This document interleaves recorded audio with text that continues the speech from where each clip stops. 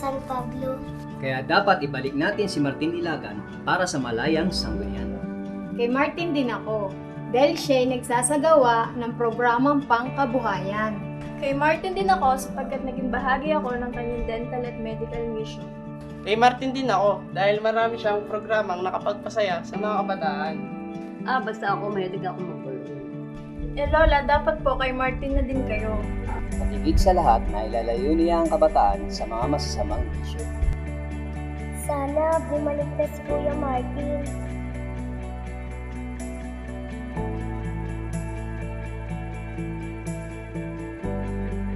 Huwag kang mag-alala, ipaglalabang ko kayo.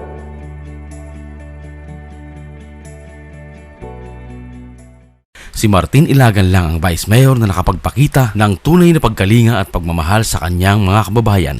Sa 6 na taon niyang panunungkulan bilang nakababatang halal na konsehal noong 2004 hanggang 2007 at ang pinakabatang halal na Vice Mayor noong 2007 hanggang 2010, ipinakita niya ang kanyang kakayahan bilang isang leader na laging maaasahan at may paninindigan. Kahit walang pondo mula sa pamahalaan, siya ay nakapagpatupad at nakapagbigay ng mga mahalagang proyekto at serbisyo sa kanyang mga minamahal na kababayan.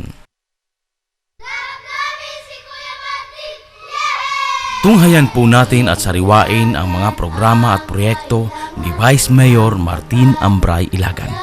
Mga programa at proyekto para sa mga kabataan, libreng gupitan na isagawa halos sa lahat ng mga public elementary schools tuwing pagsisimula ng pasukan sa loob ng 6 na taon.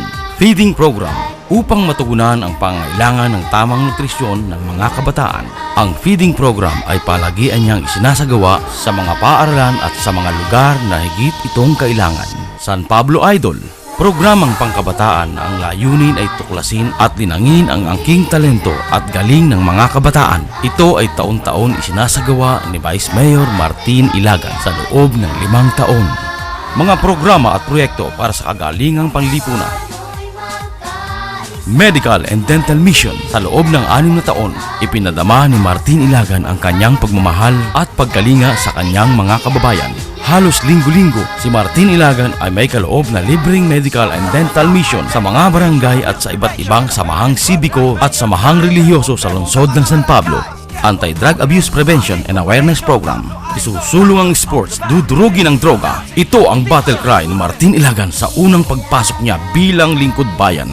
Itinatag niya ang San Pablo City Federation and the Student Councils na naging kabalikat niya sa loob ng 6 na taon sa pag-iikot niya sa lahat ng paaralan sa lungsod ng San Pablo upang imulat ang mga kabataan sa masamang epekto ng paggamit ng pinagbabawal na droga at Rock Against Drug Battle of the Bands. Sa kagustuhan niya na higit pang palakasin ang kampanya laban sa pinagbabawal na droga, iniakda niya sa Sangguniang Panlunsod ang resolusyon na nagtatakda sa buwan ng Nobyembre bawat taon bilang Drug Awareness Month sa lungsod ng San Pablo at ang ordinansa na nagtatatag sa San Pablo City Anti-Drug Abuse Council Sports Development Program gamit ang personal na pondo sa tulong ng mga kaibigan na igawa ni Martin Ambray Ilagan ang Interbarangay Volleyball and Basketball Tournaments. Ang Vice Mayor Martin Ambray Ilagan Cup ay may tuturing na isa sa pinakamatagumpay na paliga ng basketball sa kasaysayan ng local sports sa lungsod ng San Pablo. Mga karapatan, Vice Mayor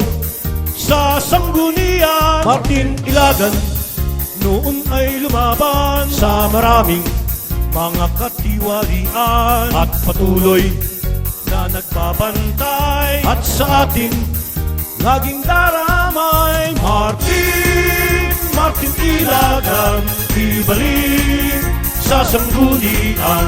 Vice Mayor Martin Ilagan, subok lang at may kakayahan. Car show at trike show upang maisulong ang turismo at pagninegosyo sa lungsod ng San Pablo. Isinagawa ni Martin Ilagan ang car show taon-taon na sinalihan ng mga young businessman at kilalang car enthusiast mula sa Metro Manila at mga karatig bayan.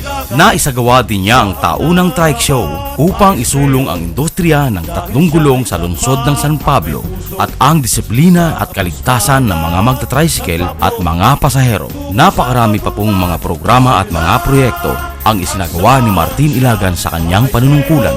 Sa loob ng 3 taon, higit niyang pinasaya ang pagdiriwang ng mga kapistahan ng mga barangay sa pagbibigay niya ng masasayang programa sa kanyang Vice Mayor's Night, pagkalinga sa mga senior citizens, at pagbibigay ng mga livelihood training and seminars sa mga ina ng tahanan at sa mga mangingisda ng ating 7 lawa, mga programa at mga proyekto na inyong hinahanap sa nakalipas na 3 taon. Nararapat, Vice Mayor, dahil siya ay tapat at may puso. Nais ni Martin Ilagan na ipadamang muli sa inyo ang kanyang pagkalinga at pagmamahal.